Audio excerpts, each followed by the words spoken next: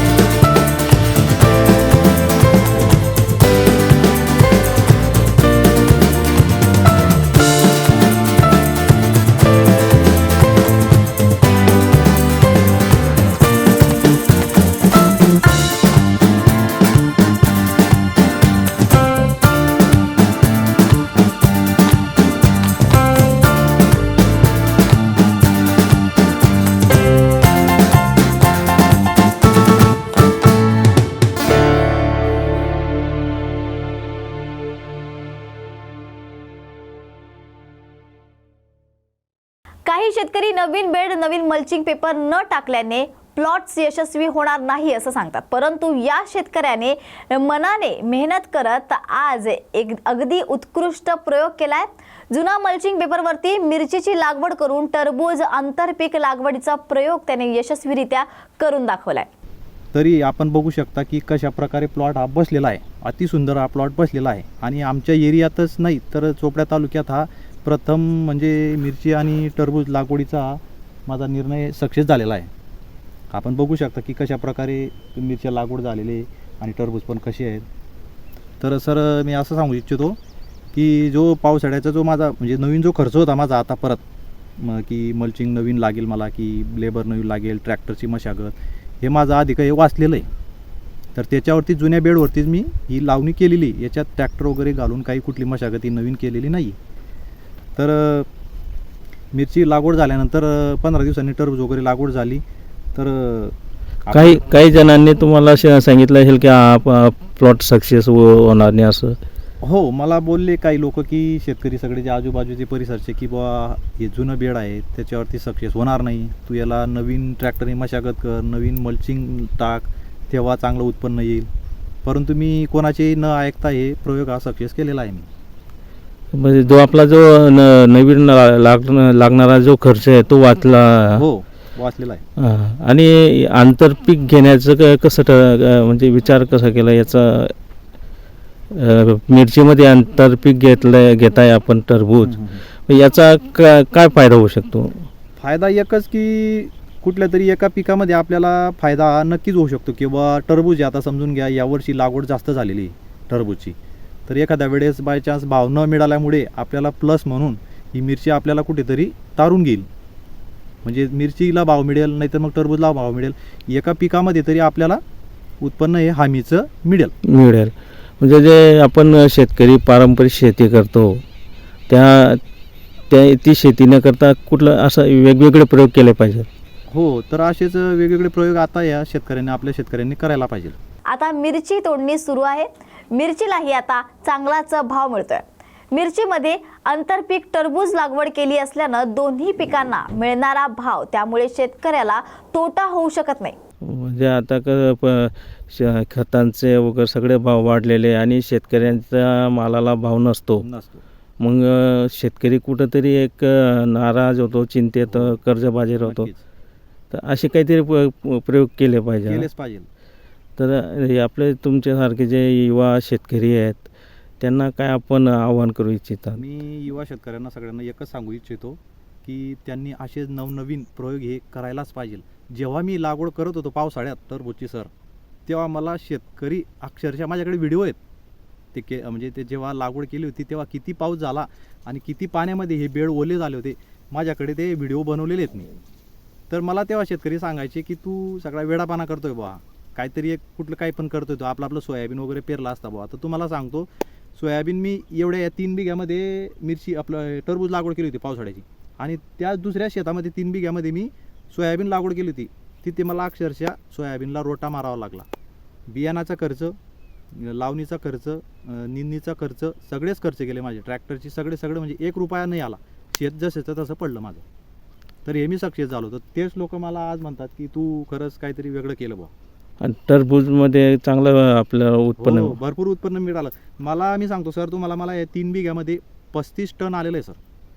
आणि भावही चांगला मिळाला. भाव मला 25,000 रुपये टन याप्रमाणे मिळालेला आहे. बरोबर. काहीतरी 7.5 पावणे 8 लाखापर्यंत मला झालेलं आहे. म्हणजे असं 3 महिन्यामध्ये वेगवेगळे जर प्रयोग केले तर शेतकरी जो आहे तो कुठेतरी नफ्यात राहू शकतो. नाहीतर पारंपरिक पिकं जर आपण तेच पकडून बसलो तर शेती ही खूप कठीण आहे. मग खूप कठीण आहे. सोपी तितकीच आहे, फक्त चालवलं डोकं तर आहे भरपूर. योग्य नियोजन करून शेती केली तर चांगलं उत्पन्न आपण घेऊ शकतो, हे लक्षात घेऊन शेतकऱ्यांनी शेती केली पाहिजे असं शेतकरी चंद्रकांत पाटील यांनी आवाहन केलं. तर चोपड्यातील या सुंदर प्रयोगानंतर असंच एक आणखी अनोखा प्रयोग भिवंडीतही करण्यात आलाय. भिवंडीतील उद्यानात अकिरा मियावॉकी प्रकल्प पद्धतीने 3000 वृक्षांची लागवड करण्यात आली आहे. घनदाट जंगल आणि ते सुद्धा संपूर्ण भारतीय प्रजातीची झाडी आपण इथे लावणार आहोत, जेणेकरून मधमाशा असो नाहीतर आपले पक्षी असो या सर्वांना इथे बागडण्यासाठी एक नैसर्गिक उद्यान तयार होईल. आपल्या भिवंडी महापालिकेच्या क्षेत्रातला एअर क्वालिटी इंडेक्स कमी करण्याच्या दृष्टीने पर्यावरण विभागाकडून ज्या ज्या सूचना आल्या त्या सगळं तंतोतंत फॉलो करत आहे आणि त्याच्या अनुषंगाने आणि भिवंडी शहरातल्या लोकांना एक शुद्ध चांगली हवा मिळो, अतिशय सुंदर जंगल निर्मिती हो, लहान मुलांना खेळायला जागा मिळो या हिशोबाने हे आम्ही केलेलं आहे. आज हफेल फाउंडेशन म्हणून आपल्या इथे जे जर्मन कंपनी आहे जिचं भिवंडीमध्ये गोडाऊनसुद्धा आहे, त्यांनी CSR फंड दिले आणि कॅच फाउंडेशन म्हणून जी NGO आहे त्यांनी आम्हाला हा संपूर्ण प्रोजेक्ट उचलायला मदत केली. कॅच फाउंडेशनच्या वतीने ही संपूर्ण झाडं इथे लावले गेलेली आहेत. आजच्या या इथल्या तर उद्यानाची देखभाल करण्यासाठी अकिरा मियावकी ही संस्था भिवंडी महानगरपालिका प्रशासनाला सहकार्य देखील करणार आहे. फेणेगावच्या प्रोजेक्टमध्ये 3000 झाडं लावलीत. ह्याच्या आधी आम्ही 8000 आणि 3500 अशी अजूनही लागवड केलेली आहे जी शहरात आपण बघू शकता आणि अशा 6 प्रकारचे प्रोजेक्ट आम्हाला करायचे आहेत. तर कॅच फाउंडेशनने ह्या झाडांची नुसती लागवड नव्हे तर संगोपनाची देखील जबाबदारी घेतलेली आहे आणि सलग पुढची 3 वर्ष हे फाउंडेशन या झाडांची निगा राखणार आहे, त्याची काळजी घेणार आहे. त्यांचा स्ट्राईक रेट 95% आहे, म्हणजे झाडं लावल्यानंतर झाडं जगण्याचं प्रमाण जे आहे ते 95% आहे. अशा कॅच फाउंडेशनच्या माध्यमातून आम्ही अजूनही काही मियावाकी घनवन प्रकल्प, त्याचप्रमाणे महाराष्ट्र शासनाचं जे स्वप्न होतं, माननीय माजी मुख्यमंत्री एकनाथ शिंदे साहेबांनी आपल्याला आदेश दिले होते की बांबूचं वन आपल्याला जास्तीत जास्त लावता आलं पाहिजे. तर पुढचा आमचा जो प्रोजेक्ट टार्गेट आहे ते बांबूचं वन आहे. आणि आपण इथे बाजूला वराळा लेक बघत असाल, वराळा लेकचं पाण्याचं शुद्धीकरण हे आपले इथले जे प्रोफेसर आहेत काकवीपुरे यांच्या मदतीने आपण आता हाती घेतलेलं आहे. त्याचप्रमाणे या तलावाचं संपूर्ण संवर्धन, ब्युटिफिकेशन यासाठी केंद्र सरकारकडे आपण निधीची मागणी केलेली आहे आणि तो निधी मंजुरीच्या प्रतीक्षेत आहे अशी बातमी मला कालच समजलेली आहे. अशा रीतीने संपूर्ण पर्यावरणाला अनुकूल आणि नागरिकांच्या सोयीसाठी म्हणून आपण भिवंडी निजामपूर शहर महानगरपालिकेतर्फे ही सर्व पावलं उचलली आहेत. धन्यवाद.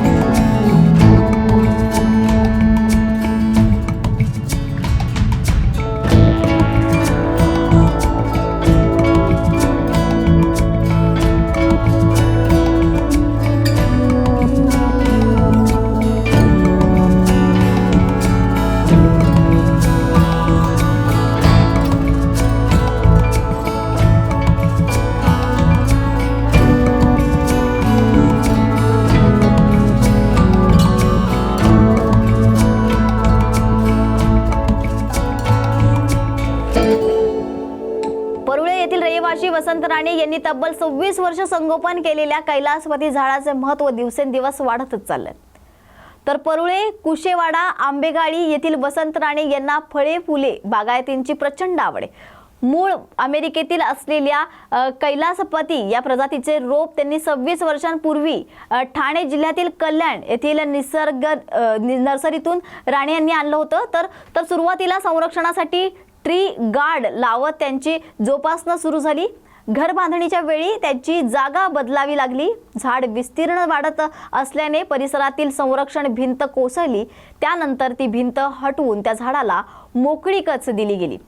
सध्या हे झाड सर्वांचं लक्ष वेधून घेते.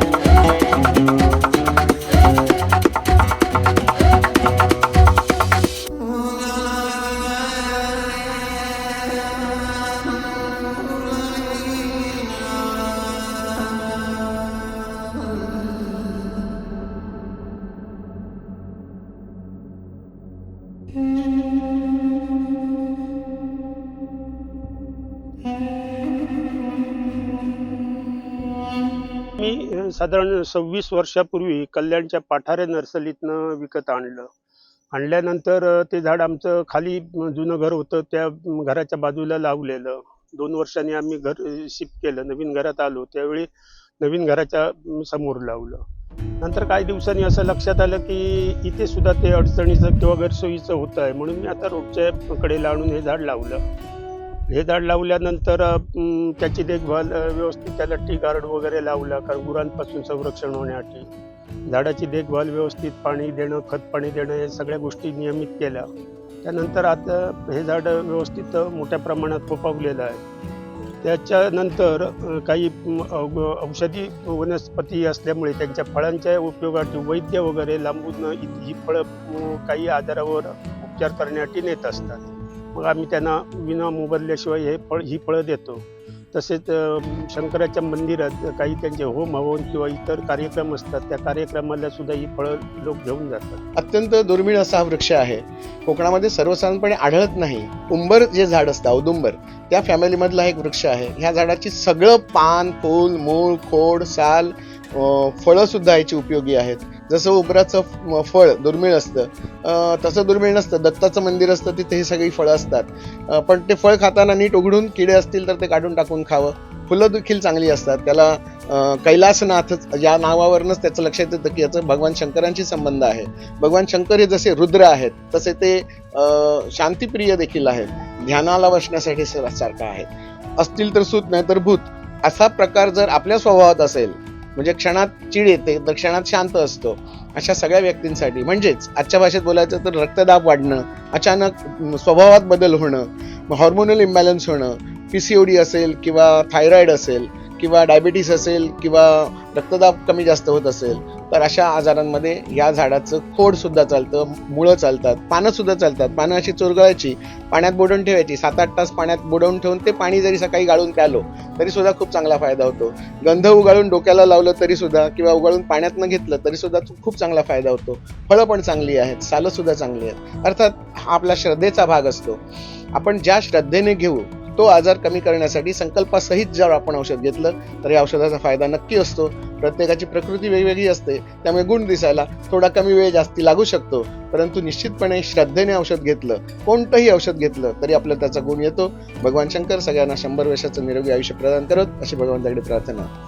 तर हे होतं सुजलाम सुफलाम महाराष्ट्रातील निसर्गाचं जतन आणि आधुनिकीकरण यांच्या संमिश्र कल्पनेने केलेल्या काही यशस्वी प्रयोग किंवा नवनवीन प्रयोग आहे शेतकऱ्यांनी आता हे नवीन युवा पिढीने करायला पाहिजे. तर सुजलाम सुफलामच्या आजच्या भागात आपण इथेच थांबत आहोत. मात्र पुन्हा भेटूया अशाच आगळ्या वेगळ्या शेतीविषयक नवनवीन माहिती घेऊन. तर पाहायला विसरू नका सुजलाम सुफलाम फक्त न्यूज मराठी 24/7 वर. नवा भारत नवा विचार.